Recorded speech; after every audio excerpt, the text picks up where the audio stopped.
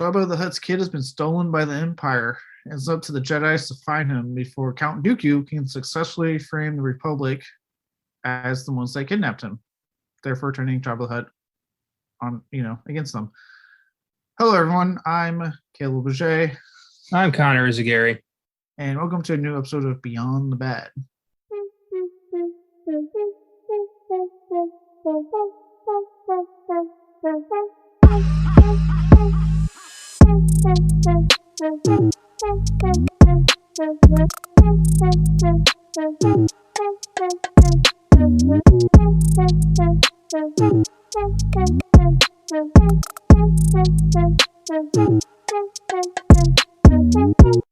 All right, today, I know that wasn't my best description, but trust me, it was actually kind of difficult to come out with a description.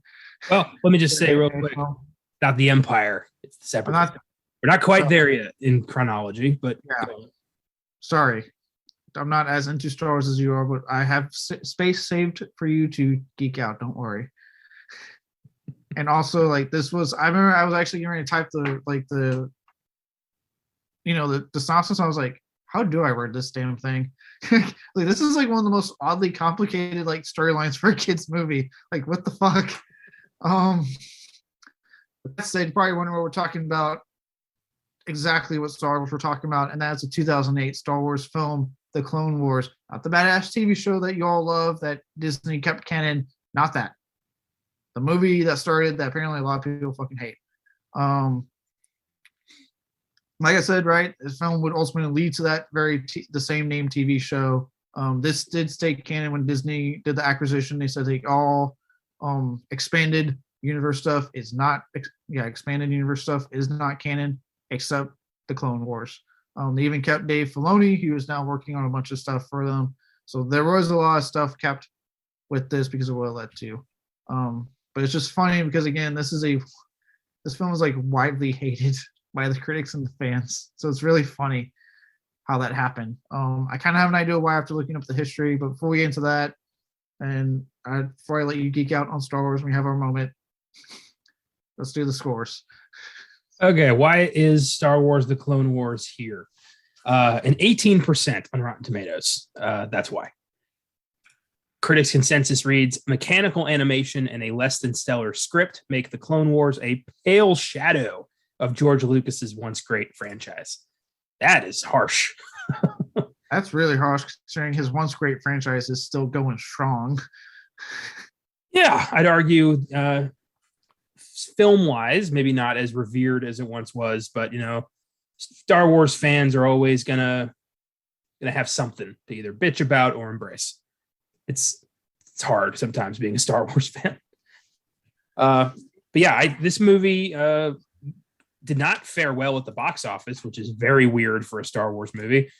On an $8 million budget, it only grossed $68 million, which is a success, but not a Star Wars success. No, it's a modest success, and it's actually the lowest when I was looking up the lowest grossing box office of any Star Wars film to date.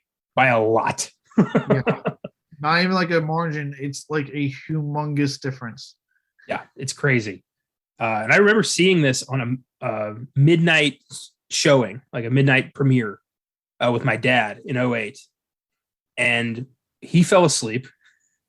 And I got so bored, I didn't remember the majority of this plot till I watched it for this. And I remember thinking, this is a weird reaction I'm having to a Star Wars movie because I was a big Star Wars fan. So was my dad. So the fact that both of us saw this as just kind of a boring waste of time speaks volumes about this, and really weird that the exact same team behind this would not only create the very successful Star Wars The Clone Wars show, which has become beloved by fans, but they are also working on The Mandalorian and the Book of Boba Fett and future Star Wars projects. So they know Star Wars. So what happened here? I have an idea. Okay. Into development, I have an idea of why this feels a certain way, but the show feels different. So that it's interesting. But before we kind of get into that, before we kind of shit on this too, ran Star Wars. For anyone who doesn't know, yes, I like Star Wars quite a bit, but Connor here is the Star Wars geek, to say the least, on Filmgazm. So this is your chance before we go into development home to have your moment to geek out over your love of Star Wars and your further feelings on this particular film. I have seen Star Wars before. I like it. No, I'm kidding. I got more. Yeah. Don't do that to me. I know how much you love Star Wars. I love Star Wars. I grew up with Star Wars. It's been one of my favorite franchises. My all-time favorite film of the films, the original, I guess the 9 now, is Return of the Jedi. I don't give a fuck about the Ewoks. I love the father and son dynamic between Luke and Vader. I love the redemption. I love the Death Star attack for Death Star 2, Jabba's palace. All that's great. I not too hot on the new ones. Force Awakens was good. I hated The Last Jedi, and Rise of Skywalker should have been so much better. And I'm enjoying the Mandalorian and the Boba Fett show. I'm looking forward to Ahsoka and Obi-Wan Kenobi. I love Star Wars. I'm not as loyal to it as a lot of Star Wars fans. I'm not sucking George Lucas's dick on my weekend time. I know that there are good parts, there's bad parts. I like them on a movie by movie basis. And there are only like 4 good Star Wars movies, let's be honest. Yeah. Oh yeah, fair enough. So like I said, I kind of got into it like a little bit later with Star Wars, and but I do enjoy. I'm like you. I like all 3 original trilogy films. My personal favorite is actually Empire, but again, it's the darkest one, and as has been, I've noticed my love before kind of bleeds and other stuff. I tend to like the darker routes movies go. That's a main thing. I get it. For me, the original trilogy, all 3 10s, but I do love Jedi more, just personally. Jedi's good. I look, people always bitch about the Ewoks. I'm like, who gives a shit? They're not that fucking bad, guys. Like, it's not the worst thing put into a Star Wars film. Let's just be honest right now. Ewoks, not exactly that fucking distracting. As far as the prequel trilogy goes, I am not one of those fans that's like come around and really loved it. I know that's kind of happened now a lot. Still not personally me. I do think that the films got better. I'm not really that into fan of Menace. I thought Attack of the Clones was better. And I actually do like Revenge of the Sith. I can sit through Revenge of the Sith, usually no problems with that one. I've started to come around on the prequels. Phantom Menace, I can watch. There's elements of it I love. The pod race, the Darth Maul fight. I think those are great. But mostly it's a shit really film. Good. Liam Neeson's good, and I do like his Qui-Gon Jinn is really good. Yeah, Qui-Gon's awesome. Attack of the Clones is my least favorite film. I think it's poorly acted. I don't like the story. I don't think Christensen and Portman had good chemistry. I don't buy their love story at all. But the big Jedi fight at the end is pretty cool. And then Revenge of the Sith is a great movie. Yeah. Okay. Like I said, I know there's been a lot of love, and okay, for those who are bitching about Ewoks, are they really worse than Jar Jar Binks? Are they? I don't think so. The Gungans are annoying. Jar Jar's crazy, but also like I'm not one of those psycho Star Wars fans who wanted who psychotically attacked Ahmed Best and Jake Lloyd to the point where like Lloyd ended up in a mental hospital and Best contemplated suicide. Like, it's a movie. Jar Jar Binks did nothing to me personally. I just think it's a stupid character, and then I left it. I left it there. Yeah, exactly. But I know we talked about it before, so I don't go like the Star Wars fandom is just like it's fucking scary sometimes. Yeah. Outside of like regular, actual like sane Star Wars lovers, like you and myself, it's fucking scary sometimes to be called a fan. And then I'm pretty much with you. I feel the same way with the newest trilogy, the sequel trilogy that you do. I really did enjoy Force Awakens myself. I remember thinking like, yeah, I get it, because I know that a lot of people are like, it's a New Hope. I got that, and but sometimes I get why they did it. They're like, hey, we got to get you back into this. So like, we'll just have like the show of a movie you like, but it's still going to start introducing stuff that we want to do with this. I was down. I was at the end. I remember going like, okay, I like what you did. Hopefully you can stick it with the next 2 films. Immediately watched Last Jedi. I fucking hated it. I remember going, what the fuck? They're like, the moment the lightsaber got thrown, and I'm like, and what weirdly most people are like, no, they're subverting. I'm like, no, they're not subverting expectations. They're throwing literally everything in the trash and spitting on us to an extent. Like, everything that was built up got thrown away immediately. Yeah. And then Rise of Skywalker, I saw what Abrams was trying to do. He was trying to fucking fix it and course correct. But The Last Jedi fucked up so much that, yeah, Rise of Skywalker could not even be remote. It was doing too much in one film, and it was an okay film. Did I enjoy it a little bit more than Last Jedi? Yes. But it wasn't a great film. So the sequel trilogy really stumbled quite a bit for me. Yeah, they did. And I think they lost a lot of favor with Star Wars fans that The Mandalorian, thankfully, has been getting back. Yeah. But I want to shout out Rogue One and Solo, the two like Star Wars stories that I think are both pretty good films. I'll give you Rogue One. I really, really like Rogue One a lot. I found Solo okay. For me personally, it was an okay film. It was a lot of stuff, and then I was like, I didn't need to see this. And that was just like my feelings, right? And then like I'm kind of mad that I got teased a Darth Maul, but because no one, I guess, won Solo, we're not getting more Darth Maul live action. And I'm like, fuck you. Just fuck you. Because that's what I wanted. Well, I guess, to get your Darth Maul fix, you're going to have to finally watch the Clone Wars show. Well, now that I've seen the fucking movie that leads into it, I guess I can watch the show now.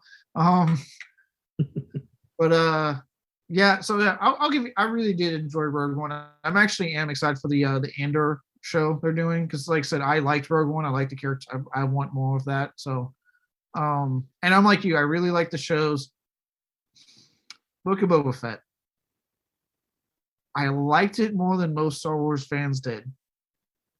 But at the same time, it had a strange structure to it. Yeah, you're not wrong.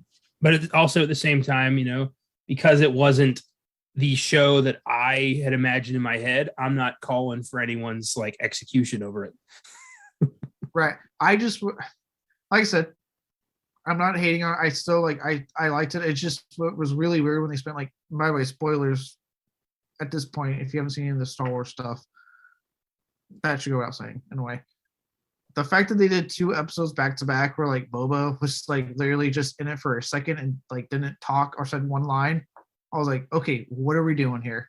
Like, I'll give him credit. Like, it came back on that last episode and I really enjoyed that fucking finale.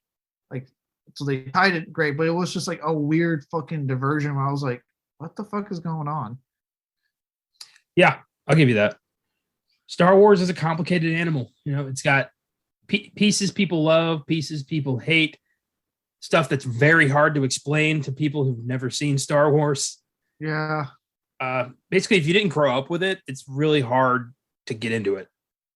Like, where do you start? To tell people, start with part 4, work your way to 6, then do 1, 2, 3, then do 7, 8, 9, then all these spin-off stuff.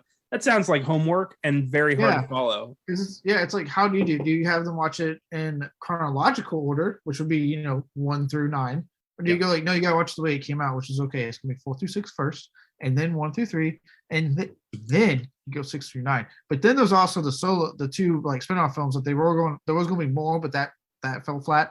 So then you got to make sure you watch those. And then you got the TV shows, okay? Now don't worry about all the other stupid shows, just the ones that are canon, okay? You got Clone Wars, Rebels, Bad Batch, Mandalorian, Book of Boba Fett, Ahsoka coming out, fucking the Obi-Wan. Like, you would sound like a madman at that point. You'd be like, okay, shut up. I'm not watching all this shit.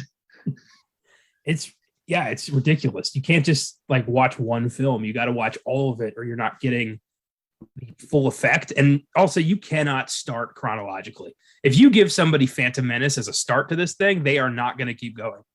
No, I would always look. Yeah. My stance on that whole age-old question has been do it in the order they came out. Yeah, exactly. Because Phantom Menace, to a novice, makes 0 sense. You're not gonna like. Why do I care about this slave kid? What the hell is a midichlorian? Like, they dropped the midichlorian stuff finally. They just act like they never talked about it, which I think is funny as hell. When it's like, oh, we're just not going to act like we never brought it up in the first place. They do that with a lot of Star Wars. Is just like, if fans didn't like it, they just stopped talking about it. It's so weird. These are not the droids you seek. Yeah, it's yeah. I am looking forward to the Obi-Wan show big time. That trailer has me pumped. Yep. Can't wait for Mando season 3 whenever that's supposed to be coming out. Who knows? It's kind of like Harley Quinn season 3. Like, when the fuck's it coming out? Like, I know you're making it. When? um, yeah, and like you, as far as this film specifically, this was my first time watching this film. I never bothered with it when it came out because, again, I got into Star Wars a little bit later in my youth. Um, so, but I had heard about this for years, but like fans just being like, "No, this sucks. Like, this is terrible." And when I finally watched it on Disney Plus, because thank God I didn't have to fucking rent a film for this podcast for once, because I have Disney Plus. After I set up my fucking settings, because I forgot about that whole shit with the Netflix shows. Yeah, I forgot, and I'm logging on, and they're like, "Do you want to set up your parental controls?" And I was like, "What the fuck are you talking about?" I was like, "I'm 29. What are you talking about?" I would love though if this parental control thing leads to maybe a lot more of the Fox stuff ending up on Disney Plus, maybe being a little bit more treating its audience like grown-ups a little bit. Right? As long as the parents shut up. There's already been some parents being like, "I can't believe they're doing this." They put parental control. So guess what? If you don't want your kids watching that shit, set the parental controls up. Well, also, how about you be a goddamn parent and not just plop your kid in the front, like in the TV with some fucking Hannah Montana and hope for the best? How about you, take an active role in guiding right? this young person? And you don't pop it on TV and hope to God they don't click on Daredevil or Jessica Jones or Iron Fist, which really, not really for adult reasons, just give them something good to watch. Jesus, guys. It just blows my mind that people, like parents, expect everybody but them to make the effort. Yeah, it's like, you're supposed to be a parent. It's a 24/7 role until the day you die when you have a child. Yeah. So but Disney Plus has all the Star Wars stuff, and it's I only started watching the Clone Wars in the past couple years on and off. I can't commit to watching more than like 5 episodes at a time because it moves at a fucking snail's pace. Like every episode is like 20 minutes of very little that's stretched over the course of like 3 episodes. I hope it gets better. I've heard it gets better, but I haven't seen that part yet. You know what that reminds me of? Like whenever someone describes like anime to me, because I'd like, and look, just throwing it out here, I'm not putting down, and I'm not thinking I'd be like, only nerds watch anime. Like, look at the shit I like. I'm not doing that on anime. It's one of those things that's like so involved now that like I do not have the time to get that involved with it with everything else I do and I'm into. But with that said, when I've heard people describe some of these shows like Naruto or Dragon Ball, or even Dragon Ball Z, which I did watch when it was on Toonami, it is literally just episode upon episode upon episode of like lots of talking for like 20 minutes. Then they do one quick little fight move, and then the episode's over. And I'm like, oh my God, move a little bit faster here. Well, I think what Clone Wars does the best, the show, not the movie, is it contextualizes Revenge of the Sith. It shows you why Anakin is so pissed that he's not made a Jedi Master, considering he is saving so many lives over the course of this series. He's like their go-to general, and then they don't promote him. You get to see the different Jedi that are killed throughout Order 66. You get to they all get moments to shine. You get to know them. You get to like them. So it hurts when they die. The clone troopers, you get to know them as different, different standouts like Rex and other ones. I'm still working my way through it, but to the point where they all turn on the Jedi and you feel like, oh my God, how could they do this to them? Like it gives Revenge of the Sith so much more punch. So I hope to get to that point. If it gets better, let me know, because I'm going to hold off until you tell me it gets better. Well, I think you should, considering that the shows that are, Mandalorian and Boba Fett is pulling from the Clone Wars and Rebels. I should, I should, because Filoni and my feelings about that whole thing with Cad Bane. Yeah.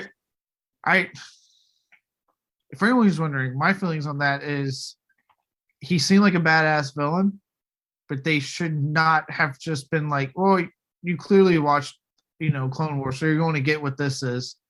That was the wrong mentality, because putting him in for like the last 2 episodes, assuming you've seen the Clone Wars, when not every fucking person who's watching this has seen the Clone Wars, and then it leading to like the most anticlimactic like fucking scene in the whole like series that was Book of Boba Fett.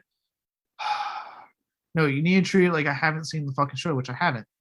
But yes, knowing that they're going to start pulling that shit apparently, could fuck the fans that haven't watched the Clone Wars yet. I might as well just get on board and watch the fucking Clone Wars. Well, it's good. It's like Marvel now. Like if you miss one of the shows or one of the short films or one of the movies, down the road you're gonna get lost. So you might as well just take it. Yeah, but the thing is, once I do that, technically I'd have to watch Rebels and Bad Batch because those are also canon. Well, the vibe I get is that you get to watch Rebels and the Bad Batch. From what I hear, those are really good shows, and after you finish Clone Wars, you're gonna want more. That's what I've been hearing.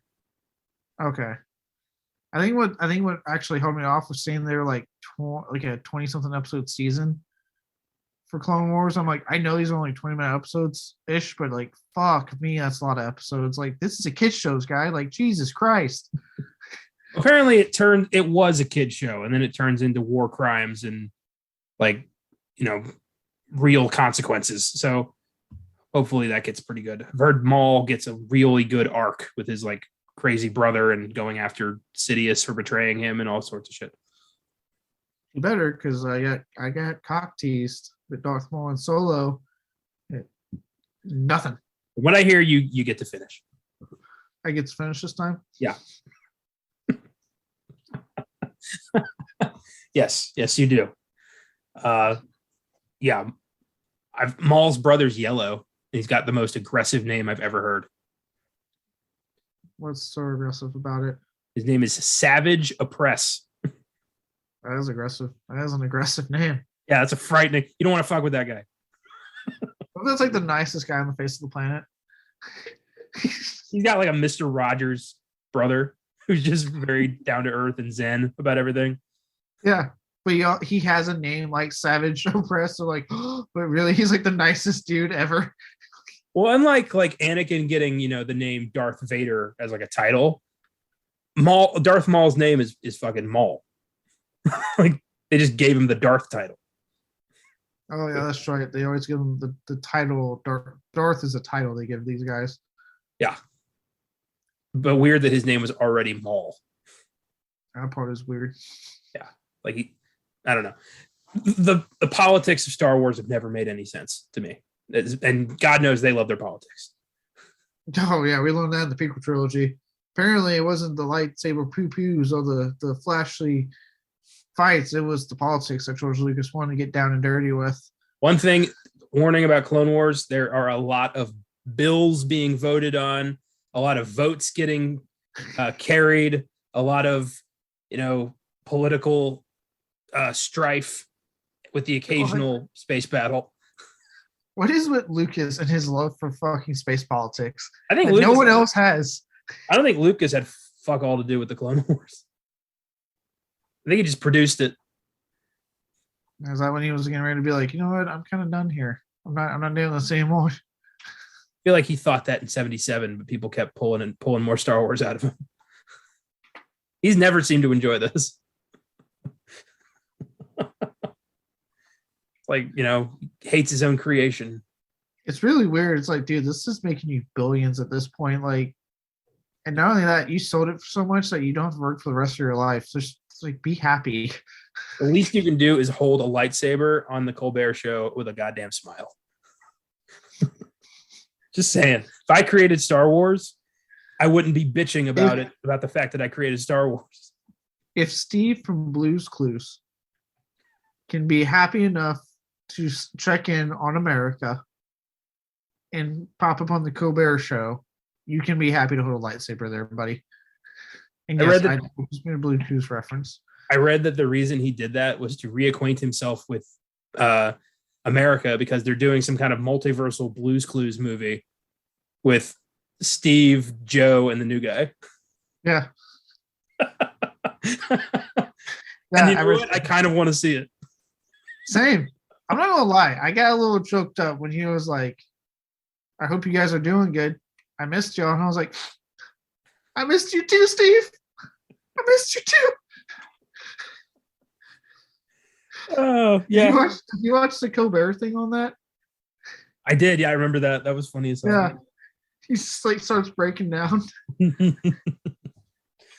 Yeah, it's weird. There's some people who just like embrace it. Like Mark Hamill, for instance, has always stood by Luke Skywalker. He's always embraced the fact that he got to have a career out of that. That he talks to fans all the time. Super chill, fun, nice guy. Whereas Harrison Ford would love to murder Han Solo in his sleep, but he can't because it's a fictional character. God knows he's tried though. Yeah.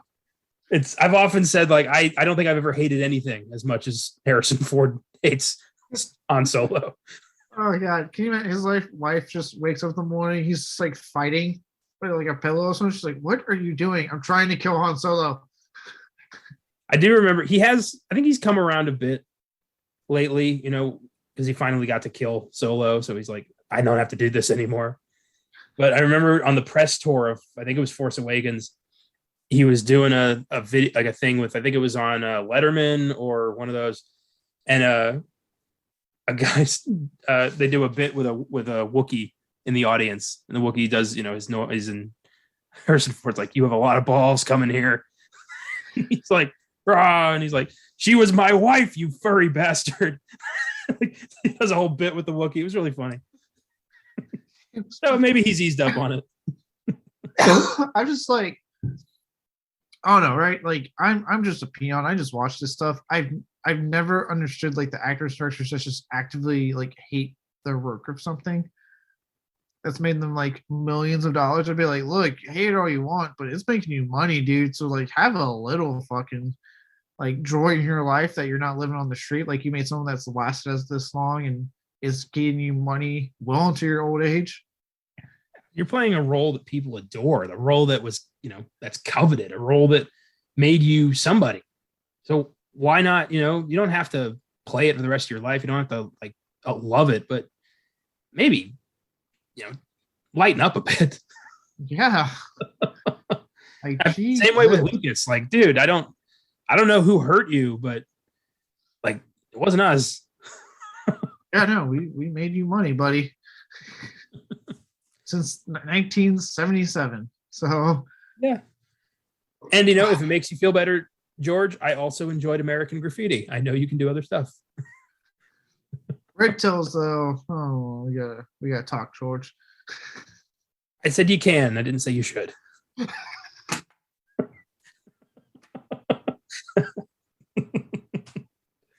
mean, yeah. Oh, on that note, anything else you want to say before we go on to Development Hill? No, I'm good. I feel like that's a good point to transition. All right. So this I'm gonna go into and might explain why this film feels the way it does and the show feels the way it does. All right. Okay. So originally this was made as a way to serve both as a standalone story and a lead in to the show, to the weekly series. Not technically designed for theaters though. So I think it'll be like a couple episodes, but it's a glorified long running pilot at first. Yeah. Get people into the upcoming show. But George Lucas was really impressed seeing some early footage of completed episodes. So he decided at the last minute to give it a theatrical release and make it into a movie. So they took those first few episodes and mashed them together and wove it to create, a story to make this into a movie and get into a theatrical release. Yeah, that makes sense because there's not a very strong narrative here. That's because it literally was never designed to be a theatrically released film. Lucas changed it last minute.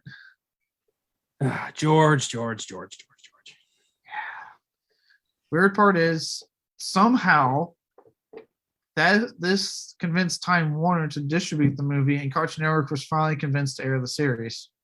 I don't know how that happened when Lucas did that, but okay. And here we go. I got some quotes here from various people. Lucas himself described the film as an afterthought.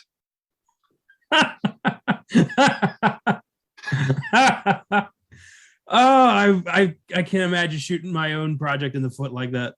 Just being Right? like, I wasn't even thinking about it. Jesus, George. I feel like he wants people to hate him. It's like he tried. He sees an opportunity. He's like, I know how people can hate me. I got this. Like, I'm honestly surprised we have yet to see like a YouTube video of George like punting a Baby Yoda doll off a cliff. Oh my god. You guys want to know what I think of Baby Yoda? This is what I think. Yeah, what a ridiculous man. Yeah. An afterthought. That's hilarious. And I read that and it took me a minute. I was like, did he really just say this was an afterthought? And why did you what? Like, you were impressed to tell them, hey, I want this in theaters. This is gonna be a movie. And then like, well, it's just an afterthought. Like, the focus is the show, guys. Let's be real here. Let's get this shit out into the theaters. We got this. Like, He's his own worst enemy. He really is. So much of what we love about Star Wars came mostly from like, production designers and storyboard editors and John Williams. Lucas, I feel like, is an idea man, maybe not the best screenwriter. You know what I mean? Yeah. I think the movies themselves prove that, right? Because you look at the original trilogy, and like when you find out that like David Kirshner and Irvin Kershner, and the other people that came in to direct those films, and they would be the ones saying like, hey, that's not going to work what you wrote. Like, the fact that you had people telling like that's not going to work, but we should do this, and you see how those films turn out, and then you watch the prequel trilogy where no one told him no. He wrote it. He had final say. He directed all three. And you go, oh, yep. I was like, he's an ideal man, and he needs someone else who understands it better to him. Like, that shit's not going to work. Stop it. Yeah. There's this whole idea in creative writing about you got to kill your darlings. Not every idea is a good one.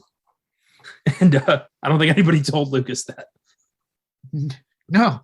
And technically, I mean, think about it like this. Like, they let him do his thing, right, with the prequel trilogy. And all that ended up getting us was this particular animated film a couple of years later that no one liked. A long period of time for no Star Wars film because people hated that trilogy so much to the point that Disney bought it to keep it going. Like, it's not like it really did a lot for him. Like, he finally got to do it his way. And I don't see any benefit to it. Yeah, it's unfortunate. It's also, it's created this kind of mixed bag of a franchise where it feels kind of connected, but not very tightly.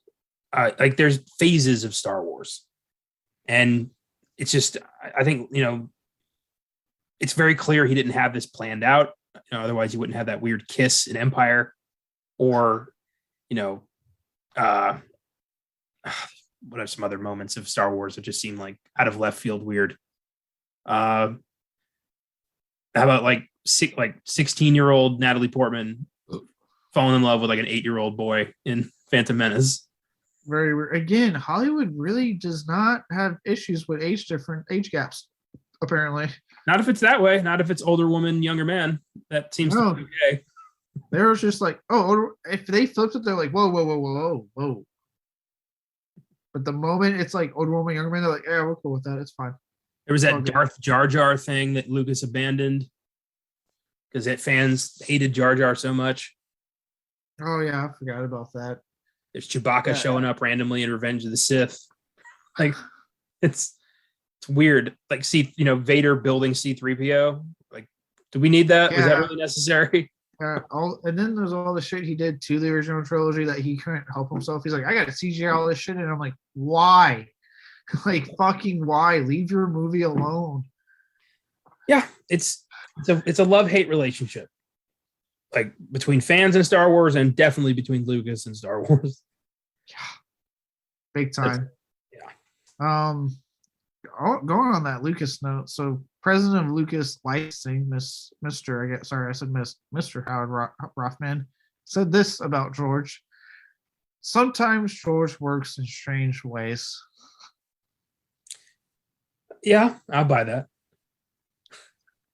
That's the most like cordial, like I don't know why he's doing what he's doing. None of it makes sense. It's just making us money, so we just go yes. The Lucas giveth, the Lucas taketh away. He works in mysterious ways. That's so strange. Lucas is the guy who like gave us Aliens and Indiana Jones, right? Yes, I know. I'm very aware of the movie that doesn't count in canon for me. Yep. I'm starting to think he might not be very good at ideas either. I don't think so. George Lucas, because he got really lucky with Star Wars, the OG. Yeah. Because again, I know he helped with the first 3 Indiana Jones films, but Spielberg pretty much had like full control, and was like, "No, this is the way we're doing it." And thank God, because all 3 films are fucking great to me. Yeah. And then you have the one that we shall not name. That I guess Spielberg was like, "You know what, George? Have at it. I won't tell you no. Just fucking write your movie, okay? This is taking forever to get off the ground anyway. Just write it and we'll go with it." And George went, "Fuck yes, finally." Wrote it, and I'm sure Spielberg went, "Oh my God." All right, fuck it, we're filming it. I told him I'm going to do it. Like, no, I could never. I just, everyone's so patient with George Lucas. I would have been like, dude, if I was Steven, I've been like, we're delaying this film some more. This is shit. Right in our goddamn. Don't put aliens in this movie. Try again. You ever see interviews with Lucas? He always seems vaguely just irritated that he even has to be here. Yeah. Like, what is his problem? Like, yeah, even when he goes to like Star Wars stuff, he just looks like he's like, "God, why do I have to be here?" I'm like, "God damn, dude! Like, look a little happy." You built this universe. You gave Star Wars to mankind. Lighten up. Humankind, sir. It's bonkers to me. Yeah, it's strange. I don't get it. And now we're at the point, at least with Indiana Jones, where we don't even have a Spielberg directed one coming out. Not that I'm saying anything against the director they got now. James Mangold is a fantastic director, and after seeing Logan, oh man, if anyone can handle old man Indy, it's him. It's 100% him. Yeah, I agree. But how much did Lucas get for Star Wars? Like $17 billion, some crazy huge number. Yeah, crazy. Yeah, it was something crazy huge. You're talking about when Disney bought it? Yeah. Yeah, they bought it. It was like 14, 17 billion. It was a crazy huge number. I actually just read about that. 'Cause apparently, Bob Chapek and Iger don't get along, and I was reading about that shit yesterday. Lucas got $5 billion in Disney stock, and also gets a percentage going forward of any Star Wars project. So, well done on negotiating, George. Yeah, so literally he doesn't have to do anything. He doesn't have to come up with his own movies that don't do that well. He doesn't have to add aliens to Indiana Jones anymore. He has to do nothing. He's fine. He did, however, say he was not pleased with the sequel trilogy. He said he left notes for them that he had planned for a sequel trilogy, and they completely ignored them. I would have too. I would have been like, after I bought it, of course, I would have been like, okay, listen here, buddy. Your notes are going to the trash because I've seen the prequel trilogy. We're not. Nope.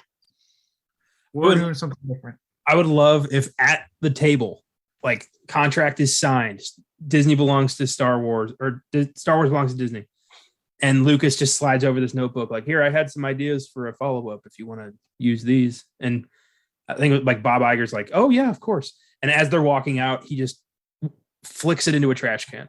Like, Lucas sees it happen. Wait, even better. Just like that Always Sunny episode, he hands it to them. He grabs it and just throws it across the room. Just flings it. Just nope. We'll be in touch, George. Oh god, yeah. That's how I picture. I mean, they already own it, so why play nice? Yeah, right. I'd be like, no, I've seen what happens when you had control there, buddy. It ain't happening here. Granted, Disney fucked that up when they were like, yeah, Ryan Johnson, yeah, do whatever you want. Don't follow the notes that fucking Abrams set up for the next two films. So this all, leads into each other and blends together. They went, yeah, do whatever you want. Here's the notes, and he did exactly what we just described. Just went, nope, and they didn't even bat it out. They were like, all right, I'm like, that's the craziest part to me is that nobody stopped him. Nobody looked at the dailies. Nobody read the script and was like, you can't do this. It completely undermines the first movie. Nobody said anything. No one. Yet Colin Trevorrow or Josh Tranker, whoever was attached to one. It was Trevorrow. It was Trevorrow. Whatever happened with him, they were like, yeah, no, you're not directing it anymore. That was the Book of Henry. That movie was apparently so bad it cost Trevorrow a Star Wars movie. Yeah. Which is it really a loss? Because now he's been heading fucking Jurassic World, which has been a huge fucking hit for him. Yeah, it's a good point. But I read his treatment for it was gonna be called Duel of the Fates, his episode 9. And it actually made way more sense. And it was a cool ending. It was Snoke's master was the bad guy. Not Palpatine, but like a new character. Yeah, that would make more sense. Because you for whatever reason killed Snoke in Last Jedi, which never made sense to me. So yeah, that would have made sense to have it be like a new character, like his master that trained him. Be like, oh, so you don't want to kill him? Now I'm coming after you. Yeah, something like that. It was a while back. I don't remember. I know there was a meeting between Luke and Ghost Anakin, who was like half Ghost Vader because he's like trapped eternally in this like midpoint between the light and the dark side. Which would have been really sweet. So again, better ideas than what we got, which was like trying to literally course correct Last Jedi and in your fucking trilogy. I was like, all right. Yeah, it was. Again, that should have all been avoided had they had, Kathleen Kennedy gone down how Kevin Feige runs things. I'm like, no, this is where we're going. This is the movie you're making. Yeah. Woulda, coulda, shoulda. Yeah. Speaking of producers, actually, last one I got on this fucking movie, producer Catherine Winder, forgive me if I said it wrong both ways, said the sudden decision added an already large challenge of establishing a show of this, in her words, of this sophistication and complexity.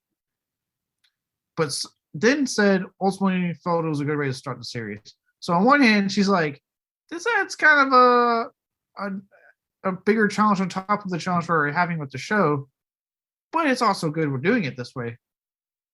What? That sounds like, I accidentally said what I really think. I got to go back to the party line. Yeah. And it gets stranger. The last thing she said, she also expressed that she got the budgetary constraints, forced the production team to think outside the box.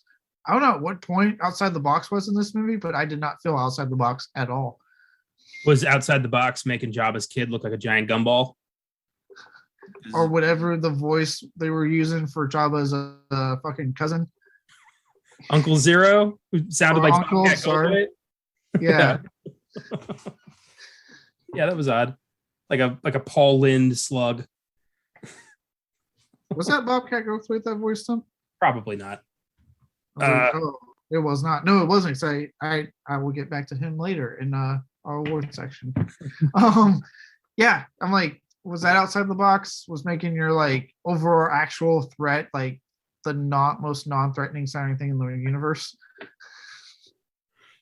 Yeah, the story trajectory of this thing is terrible.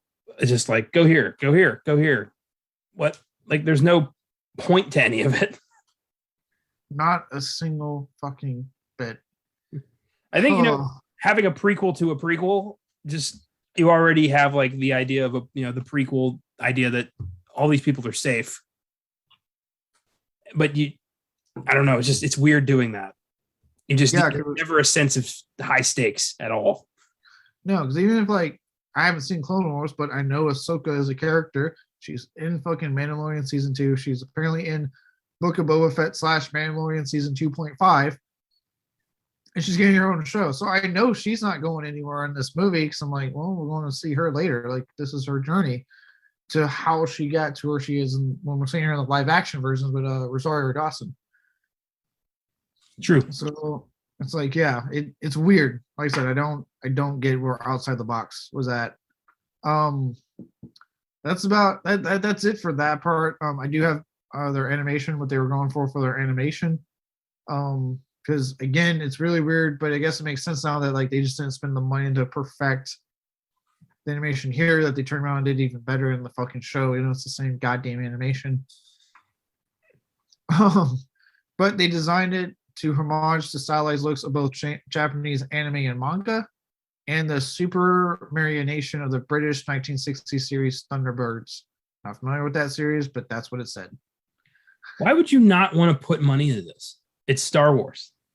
Like, it's one of the most recognizable, profitable franchises of all time, regardless of film quality. People are always going to watch Star Wars. So, like, why would you not try to make this awesome?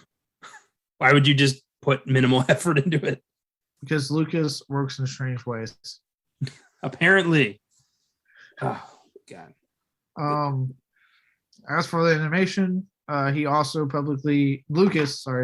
Lucas numerous times publicly said he wanted to avoid the look of animated films like Beowulf that had come out at the time, that realistic animation, and also Pixar films, again, to help it be its own thing. It's helped differentiate it from everything else.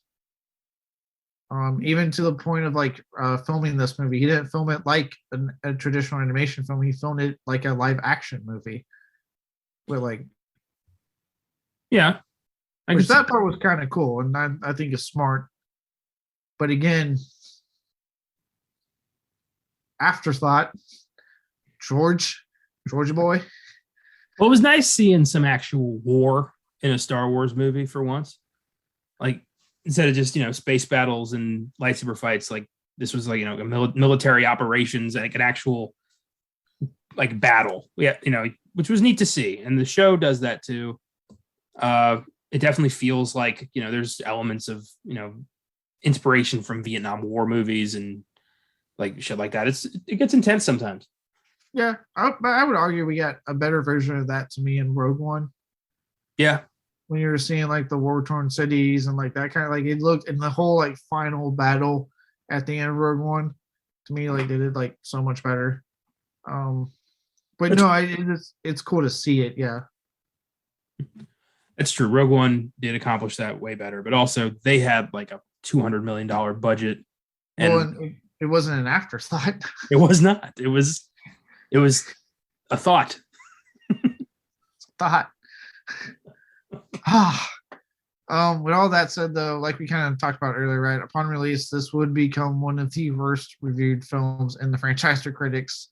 They, went after its story, animation, and in their words, repetitive action sequences. Yeah. And also on the audience side of things, like I said earlier, it would be the lowest grossing Star Wars films to date. And unless they do really fucking bad, I don't see them ever getting this low on box office. I mean, Solo is the closest they've come. That is true, yeah. And even that still made like $200-300 million. Yeah. So even then, when they have been at a low point, they were so hugely successful. I'm looking forward to seeing I'm gonna finish this show. I'm gonna watch the Clone Wars. I'm gonna go through this whole thing, mostly because I want to find out how are they going to explain the lack of Ahsoka in Revenge of the Sith. That is true. So for a character that's become like huge in like the culture and the fandom and everything, and like she's getting her own show. Like, yeah, how did she just not ever show up in Revenge of the Sith? Like literally the fall of the Jedi, her master turning to the dark side, and she just sat that out. Unless she was like kidnapped or banished or something. I can't figure out how she would not be involved in that enormously significant moment. Yeah, I never thought about that till you brought it up. I'm like, yeah, if she's supposed to be like this huge character, like, because the movie quickly establishes that it's not Obi-Wan training her, it's Anakin. She is his Padawan. So it's like, why was she just sitting out Revenge of the Sith? It's kind of like when after the first Avengers, like how many Marvel films after that we were like, why are the Avengers sitting this one out? This seems like an Avengers level problem. Or when Eternals came out, we're like, why did they sit out like the other 20 fucking movies? What explanation do you have here, Eternals? That's the problem of making something that establishes events prior to the film it's a prequel of. If it doesn't tie together, you're just making more plot holes that are just going to upset people. So, and right. I haven't finished Clone Wars, so maybe there is some brilliant explanation of why she's not there. Yeah, hopefully, because I would argue that Eternals did exactly what you just said, and that it did a piss poor job of explaining why they can't get involved, and just made us go, no, it doesn't add up. Yeah, just no deviance, not my problem. Right, and then I know, right, and I know a bunch of comic fans were like, well, technically in the comics, Thanos is a deviant. Well, shit. Apparently, they didn't get that memo. Yeah, so I'm like, unless the movies are saying no, fuck that, he's not a deviant. Like they're just dropping that. It's like, well, you better make sure you reference that thing, because comic fans are fucking adamant that Thanos in the comics is deviant. They should have been involved. But what's the timeline of Eternals? Like, is any other Marvel movie going to reference the giant stone alien that emerged from planet Earth? Yeah, right. And then the biggest thing with that, okay, before we go on to the roads here, let's just talk about this real quick.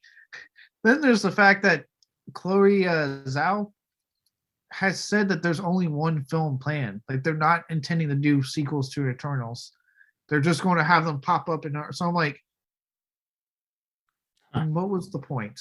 Like, if you're not going to have a good explanation for why they never got involved, and then have all this big stuff happen that you're not referencing right now, what was the fucking point? All of this was just to get Pip the Troll into this universe and also give Jon Snow the Black Knight sword. That's what this all was about. For us to hear Blade off screen. I wonder if there was supposed to be an Eternals franchise, but people didn't like it. So Feige went to Plan Q and was like, all right, no more Eternals. Let's double down on Doctor Strange. Let's throw Moon Knight. Let's do this. Plan Q. He's not even close to Z yet. I did a fun little thing. My boy I mentioned that got the review blurb on VHS 94. So apparently one of their perks was things that he's already seen all of Moon Knight. Oh, lucky bastard. I know. I'm a little jealous. But I was reading his post, and immediately kind of going through his comments because I'm like, well, I'm curious now. And he's nice. He didn't put any spoilers. He's not sending point like fucking spoilers. He did make a comment though that made me go, oh, because he was like, it was him and another guy talking about it, and him going like, yeah, and they had this. Even the character they had come up in episode 4, he's like, I'm sure the fans are going to lose their minds, but it did nothing for me. And I'm like, who the fuck's in episode 4? I was like, the rest of us haven't seen this show, buddy. I have to watch it weekly. All right. Who the fuck's in episode 4? Who would make sense for Moon Knight? My immediate thoughts go to Blade. Mine too. As soon as I was like, do not tell me we're going to get a live action like appearance finally. I don't know. Maybe it's fucking Harry Styles again. Harry Styles just keeps popping up. Doing nothing, but in full character of Star Fox. Right? Just there. Speaking of which, did you hear, this is not Marvel, it has to do with Harry Styles though. Apparently they were going to start filming Nosferatu, Edgar's upcoming, his next film. Yeah. They were going to start filming it this past week, but they're not because Harry Styles, I guess, was in the fucking movie and said he couldn't make the trip to Prague last minute, and they have to now figure out what they're doing with that role. That's shitty. I hope they figure it out. I would like to see Robert Eggers' Nosferatu. So would I. Yeah, I would like to see his Northman. It's coming up. Yeah. Coming up real quick. God, I can't wait. But yeah. Apparently Harry Styles was in Nosferatu, and I guess isn't anymore. And a major fucking character coming in episode 4. Sweet. I hope in a weird way, like I just started like a fucking craze on the internet. Just who's gonna be in episode 4 of Moon Knight? I wonder if you were legally allowed to say that. You put it on Facebook, so oh fuck it. All right, it's his problem. It's not like he told me. I saw his Facebook post, and in the comments section he put that, and I went, interesting. Well, then he probably said too much. Wouldn't be surprised if this is the last Disney Plus series he's allowed to watch in its entirety. I was surprised too, because I'm like, most of the reviews I've seen have only been from episodes 1 through 3, or I think some people have done 4. This one reviewer I watch on YouTube, he has his Moon Knight review up, and he put on there episodes 1 through 4 spoiler free. And I'm like, okay, something happens in episode 4 that they're not giving people the last 2 fucking episodes. What the fuck is going on here? It's got to be. It's somebody big. It's going to be I don't think they said it's a standalone show though. Like it's not going to really connect to the wider MCU. So maybe it's not Blade. I don't know. Like, could they be throwing us off? Because they do that shit all the time. Yeah. Remember when Paul Bettany said he was super excited to work with an actor he's always wanted to work with, and it turned out to be fucking himself? Yeah. Bastard. They love to, and think about it, the TV shows have not had the same amount of fucking scrutiny that like Spider-Man No Way Home has. So what if they're just saying, yeah, it doesn't connect? But in reality, true. They have like a fucking thing planned towards the end, and it's like, because they know no one's like scrutinizing it as much. And I get the feeling that Oscar Isaac is probably better at leading people astray, unlike Andrew Garfield. I do love that, like, now, like, he was asked about Amazing Spider-Man 3, and he said there are no plans, but nobody will fucking believe him. Yeah, I read that. I'm like, that's awesome. He's like, no one's gonna fucking believe me either way. It was weird that, yeah, like they lie to us constantly, but for the right reasons. Because if they just straight up said like, yeah, Toby and Andrew are back from the get-go, movie loses some steam. They tell us, Blade's halfway through Moon Knight or whoever's popping up. They're like, yeah, that'll be exciting to see, but we lose steam. Can't lose steam. Yeah, that's true. Like I said, they don't even have to it could be literally like a minor connection just to kind of get the ball rolling, because they have also been very open about that. Like, look, he's doing this show for him to be in the MCU. Like, it's not just a show and you're done. Like, they've been open about like, yeah, no, we're doing this for him to potentially be in upcoming movies. Okay, I'm taking back Blade. I think it's the Punisher. Oh, you think they found a way to? Because John Berthold's been pretty adamant about coming back. That and Moon Knight and Punisher have quite the hilarious interactions in the comics, because they're constantly like attacking each other with verbal barbs that are pretty hardcore. They're roasting each other constantly. And there's a panel I saw where Moon Knight or Punisher asked Moon Knight, like, how's your fake god? And Moon Knight's like, great. How's your dead family? Like, just I want to see that. So I don't know. Maybe it's Punisher. I'd be down. Now I'm just like, can we just kind of get through episodes 1, 2, 3? Can I get to 4? Because think about it, they kept the whole Kingpin thing. Well, they didn't keep it that great of a series because they made so many fucking references. But it's not like people were really scrutinizing that like they were again the movies. Yeah. Well, and with Daredevil and Spider-Man and Kingpin and Hawkeye, there is precedent for the Netflix shows crossing over. So Punisher's not a crazy suggestion now. Hey, look, I'd be down. I stand by how much I love John Berthold in the role. I know I wasn't on the Punisher episode, but I listened to you and Colin talk about it. And I really did enjoy the Netflix series. I did not like what they did with Jigsaw. That shit was so fucking stupid. Yeah. But boy, fuck me, did I like John Berthold as Punisher. He was good. He was. I forgot how we got here. Me too. Yeah, we should probably readjust. Let's get back and go to the awards. How's that sound? Sounds good. Oh boy. Dear God. really, I just really watched Moon Knight, but I haven't had a chance to fucking watch it today. I don't even know if I'll be able to get to it today. It might be a fucking small thing at this point. Oh shit, I gotta get ready for. I'm going to get to Moon Knight soon. All right. Let's go to our awards. First up, the Zack Snyder. Speaking of Oscars now and Snyder. All right. Before we get into it, let me just say this. I knew that dude. I knew I'd rile you up. I don't care what IMDb says. The Fan Cheer Award is not a real Oscar. The Snyder Cut and Army of the Dead didn't win shit. So just let me start. All right. We will never do those movies on Oscar Sunday because they were never nominated for real Oscars. I'll say this. I do support you because the Snyder cult vote bombed, made a point to do a vote bombing, which is in my eyes a form of cheating and making sure actual ones that deserved the one-time Oscars let the fucking fans have their say, and you guys fucked it up. So fuck you, Snyder cult fans. I'd argue that it's a case of domestic terrorism, but I hate those guys a lot. Any excuse to fuck them up. But yeah, I mean, I'd argue that, even if Spider-Man No Way Home took the Cheer Award, it's still not a real Oscar. I mean, no, it's not. And I don't think the Academy thought too much about it either. I hope they don't do this shit again. But yeah, Zack Snyder, once again, as I've often said, is a hack. So I don't understand it. Oh. Well, now that's out of your system. You want to talk about the Zack Snyder or the worst scene? Why not? This was tough. Tough because there's so many, or tough because you really couldn't find one? There's not a lot. There's not a lot that stands out in this film, either good or bad.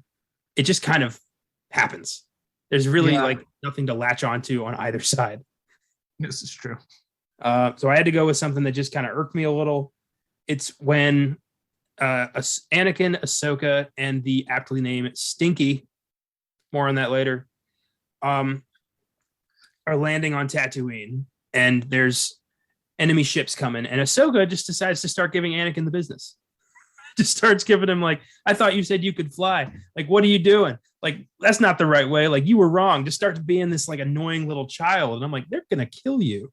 Is this really the right moment to like have the moral high ground? This is terrible. Anakin does not like not having the high ground.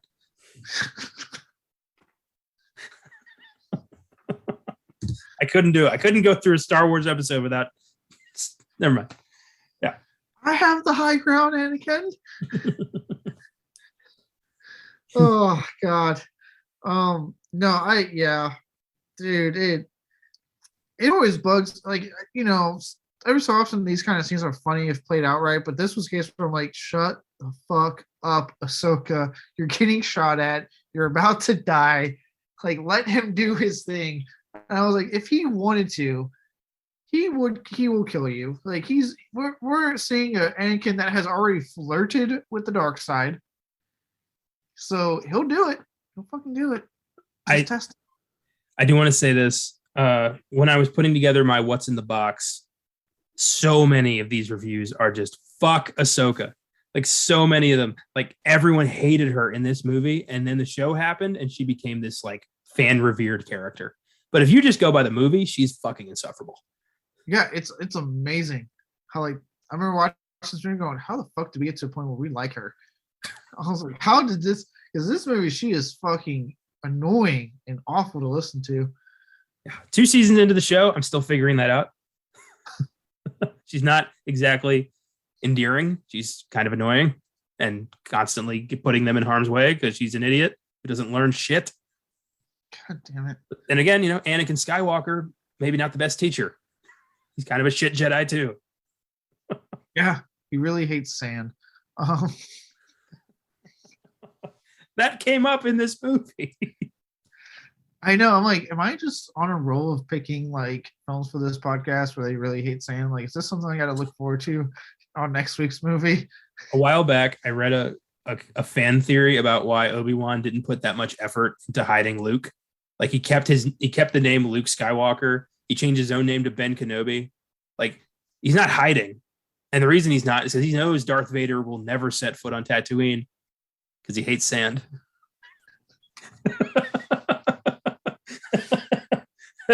That was enough for me. I'm like, all right, I'll buy that. I'll buy it. He made it quite known how much he hated sand. God. That's a good one. For me, it was actually like I was writing like so many moments. But the one I ultimately went with because it just had no tension, no flair whatsoever. But it's like I call it the attempted ambush. But it's when they're looking for Jabba's kid, like they scale the mountain building and they're walking through and the droids are coming out of hiding. And literally just nonchalantly, like Ahsoka's like, I think they're trying to do an ambush, like out loud. And literally he's just like, yeah, probably. You want to take care of it? And then she kills them, and then he has his little moment where he kills the one we don't see. And all I'm thinking is like, this is supposed to be an ambush? This is the most anticlimactic, non-suspense filled ambush I think I've seen in my entire fucking life. Yeah, I'll give you that. That was weird. I thought that was I didn't realize at first, like they were actually trying to kill them. I thought the droids were like surrendering or something because they were so blatant. Yeah, and they were literally just not even trying to like. They didn't even say anything. They would just walk behind them, and I'm like, shoot them. It's an ambush. Shoot them. Do something. Shoot a Jedi in the back. They can't block it. I was like, oh my god, world's worst ambush. Galaxy's worst ambush. Sorry. Good one. Oof. Okay. Now for sorry, I zoned out there. I was really in my thoughts about that scene. Next up, the Ed Wood or the worst line or lines. Okay, this one was just a lot of my awards have to do with the fact that Jabba's kid they name it Stinky in the movie. They sense that Count Dooku is behind the kidnapping of Stinky. And Anakin says, this smells like Count Dooku to me. And Ahsoka pipes in, I think it's a little stinky that you smell. Like, really? Is that necessary? And also, I never liked the name Count Dooku. I always thought it sounded stupid, especially when he's got a cool Sith name, Darth Tyrannus. Why not use that? Because they want to use Count Dooku and they want to also make a fart joke. This whole movie is a stinking pile of Dooku. I'm just thinking of like the moment in Jurassic Park with Chef Goldblum. This is a huge pile of shit. Yeah, pretty much. But even like, I know this is supposed to be for kids, but why does for kids immediately translate to fart jokes? I don't know. I mean, like, look, don't get me wrong. I can laugh at fart jokes. Still, yeah. I'm literally a year shy of 30. I still laugh at them, but like, come on, give me good fart jokes. Don't give me this. This was a lazy fart joke. This wasn't a funny one. No, I don't want fart jokes in my Star Wars movie. Just there's a place and a time. It's not here. Yeah, put it in my 21 Jump Street movie. Don't you dare put it in this. Yeah, it's stupid. Yeah, that's you only had the one. I just had the one. Yeah. All right, I had two. This the first one is also said by Ahsoka. It's when they again in the scene when they attack the building and they're like getting ready to go inside, and the one of the droids asks, "Oh, is this your servant girl?" to Anakin, and her response is to try to be tough and go, "Do servant girls get these?" and then flashes her lightsaber. I was like, that wasn't tough. That was the stupidest shit I've heard in my life. If I was that droid, I would have laughed. Yeah, they don't do a good job giving her any like redeemable qualities. No. I was like, oh boy, that was a terrible line. My second one actually comes from Anakin, and it's only because this came out after what we've seen in the prequel trilogy, so we know it's the route Anakin's going down. And it's the very beginning of the movie when they're trying to force field, and like she just goes ahead, and then all the robots get back up, and Anakin looks at her and goes, "Whose side are you on anyway?" Ha ha ha.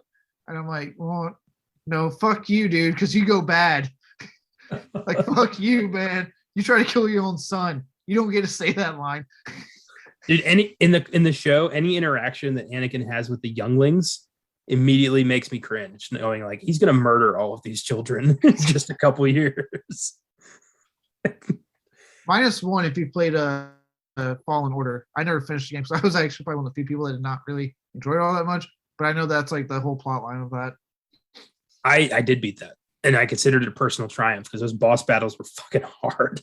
I think that's why I didn't like it. So like, look, man, straight up, I know a lot of people love the Souls game, and I'm going to say that now because I know Elden Ring just fucking came out and everyone's losing their mind. I'm not a fan of it. I don't like having to work that fucking hard in my games. No, I don't care what you think about me. I'm not a hardcore gamer. I am more casual because I'm much more of a movie buff that also really likes the game. I am a movie buff who sometimes does other stuff. Yeah. So it's like, yeah. So like, I trust me, I love gaming. I'm still going through Assassin's Creed Valhalla. I'm having a fucking field day with it. I'm loving it. But yeah, I'm not into those types of games, right? So when I saw that they were doing that type of thing for Fallen Order, they were kind of going down the Souls route and how they were doing it. I was like, well, I was like, fuck it, I'll give it a shot because EA's really fucked up their Star Wars game label here. I'm so fucking glad they're done. The deal's expired. No many other companies do it because all the new games that have been announced look great. Yeah, when I played it, I remember going, no. I was like, I don't want to sit there and just want to throw my controller to like, no, I'm not. No, I'll Wikipedia the fucking plot. I'm not fucking playing this game. So it's the hardest I've worked at a video game in a long time because I personally was like, I'm gonna beat this thing. I'm gonna see how this ends, and I did it, and I was so proud of myself. Yeah, I'm glad you did. I just because of my feelings on the Souls games, and again, I'm not pointing out people that do like those games. Like, hey, power to you. You know, you like what you like. It's not my cup of tea. The fact that they want to do it with Stars, I was just like, I'm good. I don't want this. Personally, I am glad it was successful and that there is a sequel being made for it. I look at Dark Souls as like a safe way for masochists to get their pain pleasure with when they don't have a partner. Like that's the vibe I get from those games. They don't seem fun. They seem painful. They are. I did attempt to play it. So before everyone was like, you probably haven't even tried. I have tried. I did too. And fuck that. No. I don't care how much easier Assassin's Creed is. At least I can progress through the fucking story and enjoy the goddamn game. But on that note, now that I cleared the air of my feelings on Jedi Fallen Order, the Steven Seagal, the worst performance. I didn't think I was going to pick this guy, and I don't blame him. It's entirely the lack of the character. Samuel L. Jackson is Mace Windu. Interesting choice. Okay. Why bother bringing him back if he's going to have like 3 lines and never show up again? And he doesn't, but I'll say he doesn't come back for the show. He doesn't. Yeah. Him and a couple of people from the films reprise their role, and it's pointless because Windu especially says like 2 lines to the Chancellor and then he's gone. And those lines aren't particularly, substantial. It's like, hey, over there, or look at this. Like, way to pick up a nice check there, Sam. But like, it could have been anybody. I could have voiced Windu in this movie and it wouldn't have mattered. It could have been me, damn it. No, it's really weird who they picked to come back to reprise the roles because almost all of them are barely in the movie that do reprise it. But then the ones that don't reprise are mostly in the movie. And then they're the same ones that go ahead and do the show. So I'm like, what were you doing? Well, clearly, it was an afterthought. It was an afterthought. For me, I kind of had some ideas in my head. I'm like, maybe I'll go with this person or this person. I was really trying to avoid Ahsoka because I just felt like this one's too easy to go for. And then this character popped up, and I went, "Oh my god!" And then when I looked up the actors' credits, I went, "Holy shit!" this actor's done so much better work. And that is Corey Burton, who plays the aforementioned Zero. Mhm. Yeah. You hype this up as essentially being the bad guy of the movie. Like, this is the guy orchestrating this whole plot with Dooku. And he sounds like the least intimidating guy. Also, he has like this weird lisp going on, and it's like, this is where you go, okay, I know you're promoting this to kids, but holy shit, make this guy somewhat terrifying. Like, I felt nothing. I'm like, oh, this is the especially when they're like, oh, it's Jabba's uncle. I'm thinking, oh shit, Jabba's uncle. Especially because Book of Boba Fett had, fucking descendants of Jabba in the goddamn show that were actually kind of interesting. So I'm thinking, okay, here we go. Cool. Bring on some more Hutt families. Here we go. And then they brought him on. I'm like, this is disappointing. And like I said, I looked up this guy's voice work filmography. I'm just like, he sounds so much better. What the fuck? Yeah, Corey Burton's one of the big names in animated movies. And yeah, his voice of choice for Zero is odd. Makes the character sound like a cabaret, like, I don't know. But yeah, I get that. It's weird and kind of unnecessary for the story. Like, we've already got, Dooku, we've got Ventress, like, we've got bad guys. Like, this is just another unnecessary layer to a unnecessarily complicated story. Yeah. There's no use for the character, and then like, he is not intimidating as the mastermind. I'm just like, okay. When he's like, bitch, like, when Jabba, like, when Padme does the hologram to tell, like, hey, your uncle confessed, and he's like, Jabba, what? It's not my fault. Like, like, it's so stupid. Like, this is the guy. Yeah, I get why you picked that guy. Yep. It literally, I'm sitting there going, who am I going to pick? And then he popped up and went, and I've made my decision. It was no second thought. Just, yep, there it is. Found it. Yeah, good one. Yeah. All right. This one should be, I think, interesting. An interesting pick for both of us. But the Michael Bay, the worst filmmaking decision. I would also like to just real quick shout out that Michael Bay is currently condemning the CGI in his own movie. Don't know if you saw that. No. I thought you were about to say he's going to condemn Will Smith. Also, he made his voice known. Like, okay, no. Good. Michael Bay is currently bitching about the state of the CGI in Ambulance, saying it's terrible, but he made Ambulance. That was his call. So yeah, it was his movie. God damn, Mike. You keep every time he opens his mouth, he reinforces the reasons why he's on this list. Yeah. I really thought for a minute you're gonna be like, yeah, he's condemning Will Smith. I was like, that's weird. The guy that has zero issues being creepy around women. So like, no, you don't slap a man on screen. Jesus. No, I haven't heard what he thinks about that, but I wouldn't be surprised if it's something weird. My Michael Bay award goes to the very simple fact that they decided to name Jabba's son Stinky. It's stupid. I hate stupid shit in my movies. And the kid is such a substantial part of the movie. So they're constantly talking about, even Anakin starts calling him Stinky. Like, this is Darth Vader here. Like, how many different ways is Lucas going to take the mystery and menace of Darth Vader away from us? As many as he can. It was stupid and unnecessary. And they could have, I think adding on to this, like, this is the plot you decide to go with for the first Star Wars movie in 3 years, and Jabba's fat son. That's what we're going with. This is what we're doing here, guys. So yeah, that was mine. Okay, I get it. Mine was what I've kind of touched on earlier, in that this essentially, and now that we know who was an afterthought, but it's just a glorified pilot, and not even a good one, for the show, instead of just being a standalone film that would inevitably lead to a show. Yeah. You can tell that, as George Lucas put, this was an afterthought. Yeah. Really does feel like nobody really believed in this or cared about it. They just needed to put something out. It's like a sizzle reel for the Clone Wars show. Yeah. It's like, if that was the case, why was this even made at all? Well, apparently it's also chronologically takes place in between the first and third episodes of the show.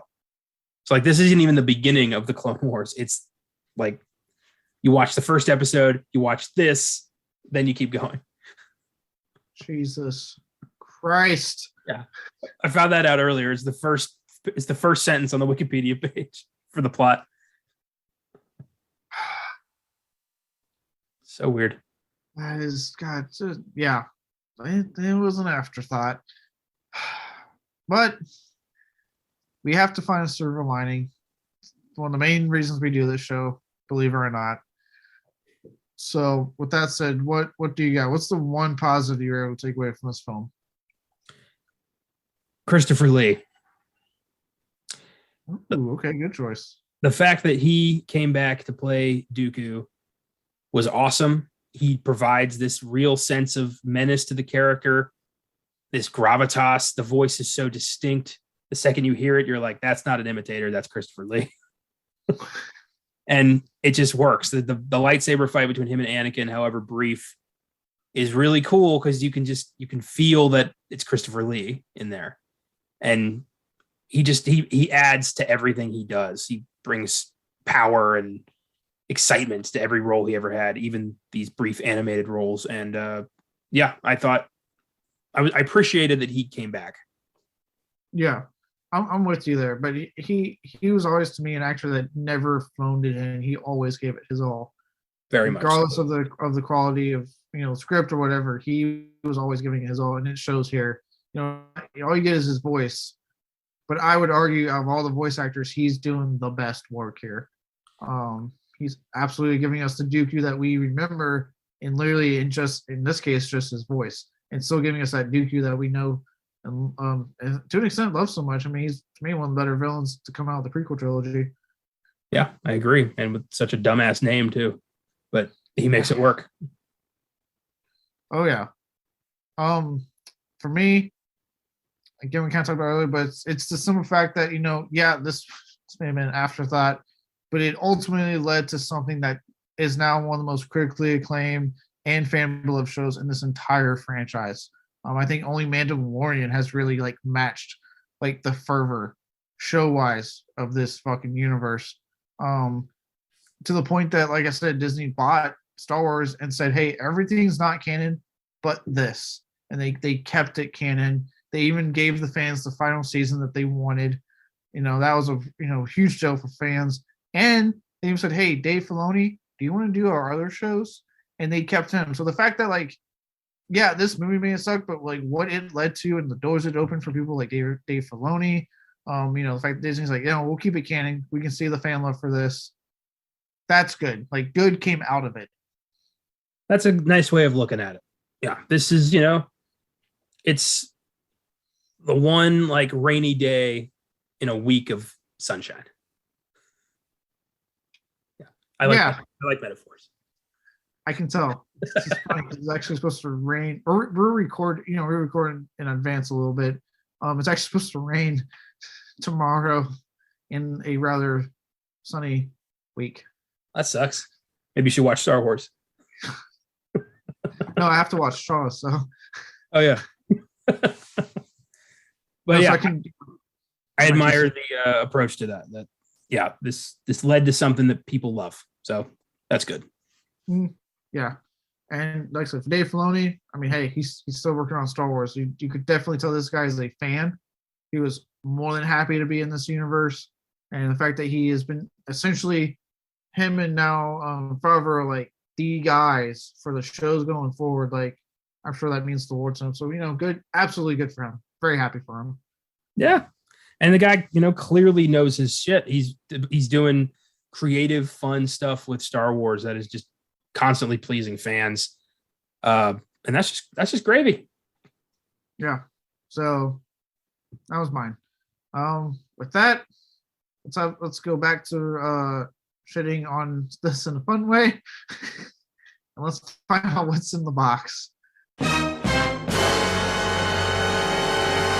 What's in the fucking box? Give me the gun. This was interesting. A lot of people do, some people do like this film, especially after the Clone Wars show. They've revisited this and see this as more enjoyable. But that's at a 2.6 out of 5 stars on Letterboxd, the exact same score as Tomb Raider, which we did last week.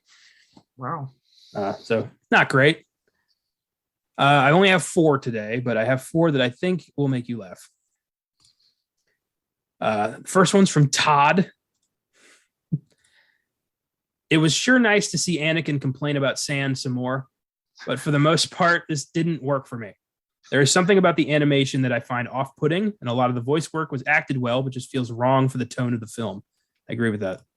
The story itself is interesting enough if you're into Star Wars, but the execution is repetitive and lacking in anything special. Oh well, 2 stars. I just love I'm glad we got to see Anakin complain about sand again. Yeah, right. That made me laugh. Like, oh yeah, that hasn't gone away. He still really hates sand. Yeah. This one's from Sean Boo. After the last 6 years of Star Wars, this was really fun. 3.5 stars. Oh, I was yawning. Sorry.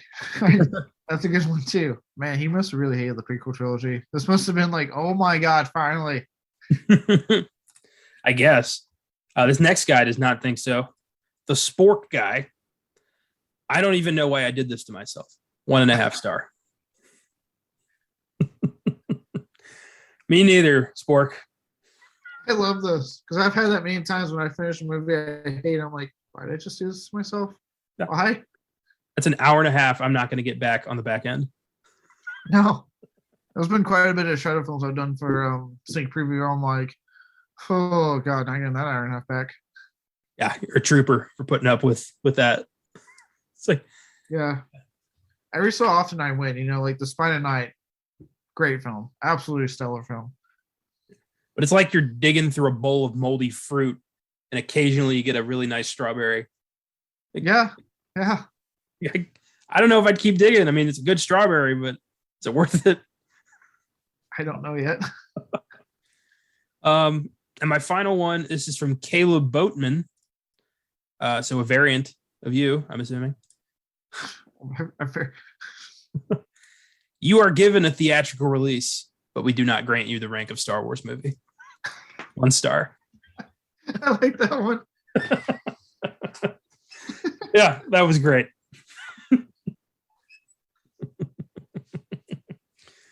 Oh, that's what's in the box. That was good. I like that last one a lot. How great you if the actual release. I do not give you permission to become a Star Wars movie. Take a seat, Clone Wars.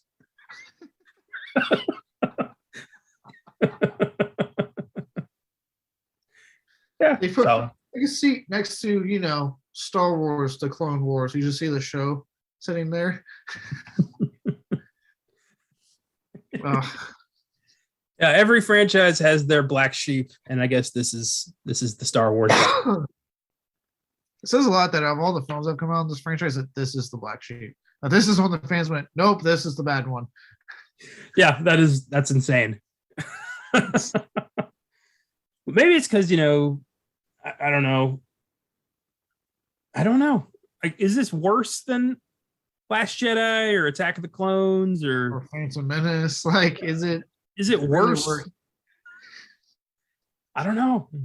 I don't know, but apparently the fans, they're like, no, this is black sheep. We have voted. The village has voted. Well, them's the breaks. Yep. I will certainly not be watching it again. No. I'll give the show a chance. I'm not watching this damn movie again. All right, before I get into next week, as usual, let's go ahead and knock out the social media fun stuff. You can follow us on Facebook, Twitter, and Instagram under Filmgazm Productions. If you want to show us a recommendation or just say hi, I don't really care. Feel free to email us at filmgazm@gmail.com. If you also like to donate and support us in that way, you don't have to, but if you want to, find us on Anchor.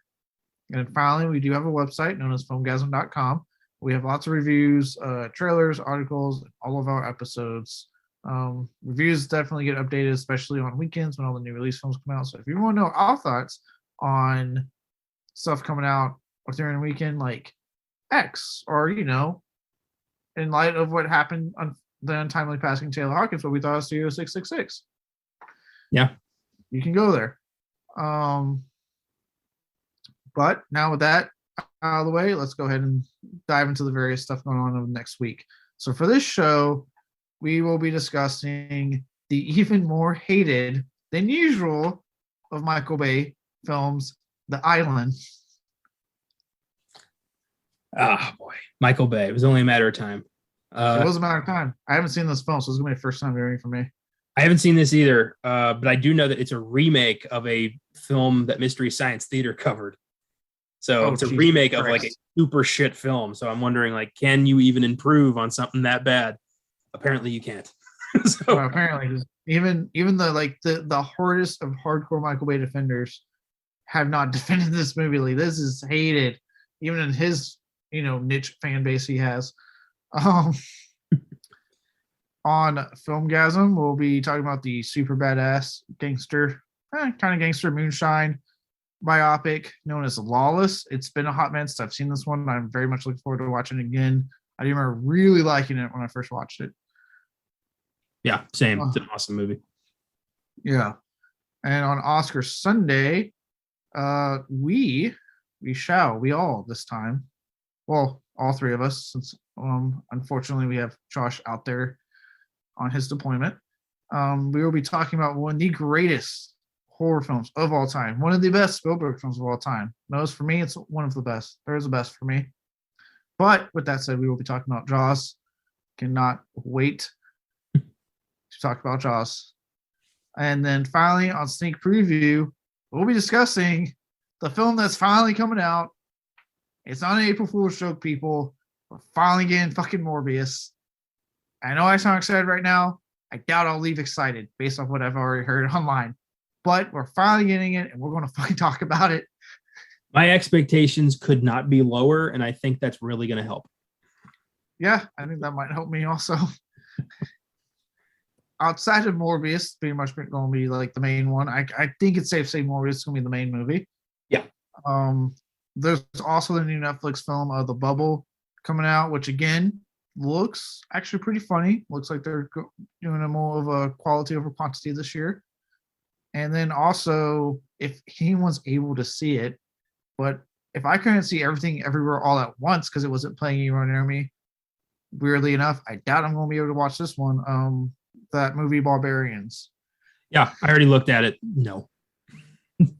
A limited as hell release. So Barbarians is going to be thrown to the wind. But I do want to talk a bit about last week's releases that we weren't able to talk about because of the Oscars. So I'll say a little bit about The Lost City. And then I believe there was a Shudder film that you wanted to explore.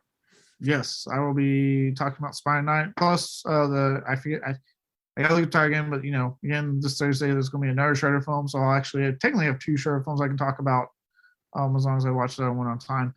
So yes, there will be stuff from last week that we'll be able to talk about, but don't expect Barbarians. If one, you even know that's coming out, two, know what that movie is, and three, are even able to fucking see it. So it had the dude who played Ramsay in Game of Thrones, and that's all I know. It was like some kind of dinner party gone awry thing. It looked interesting.